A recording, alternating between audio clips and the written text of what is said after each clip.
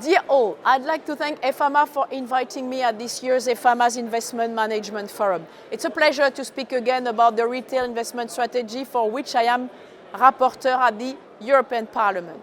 Unfortunately, I cannot be there in presence, but don't worry. I will address the points you all have been dying to hear about.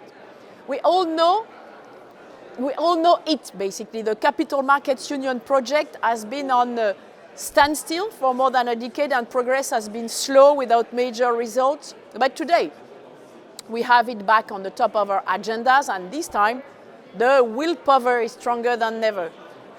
The work we started with the retail investment strategy, but also with all the legislation like the Listing Act, Solvency II review, carries on today's agenda, which is building the savings and investment union.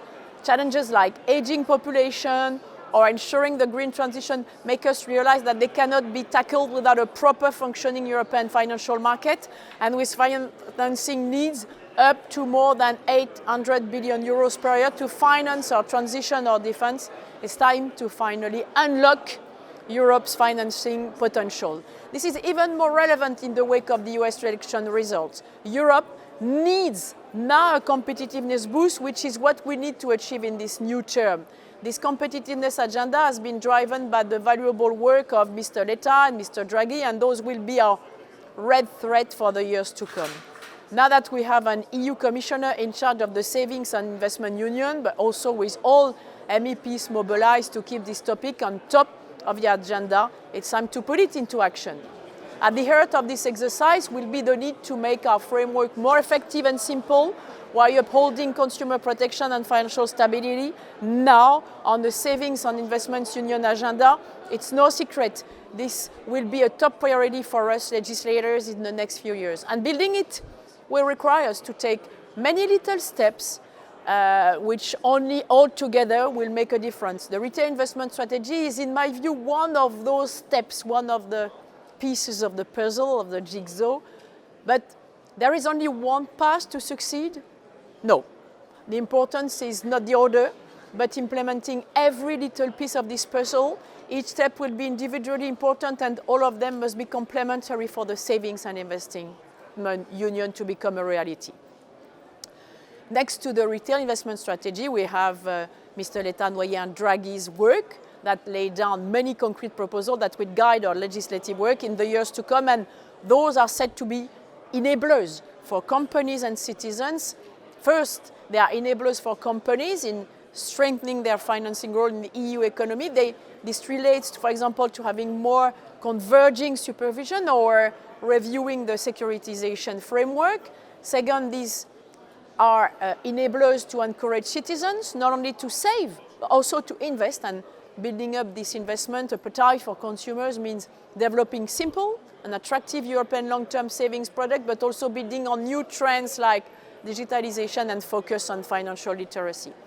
So what role for the risks in our upcoming competitiveness and savings and investment union agenda? If the main focus of industry has unfortunately been on two aspects of this, inducement, value for money, the retail investment strategy actually tackles other crucial CMU topics like financial literacy and digitalization.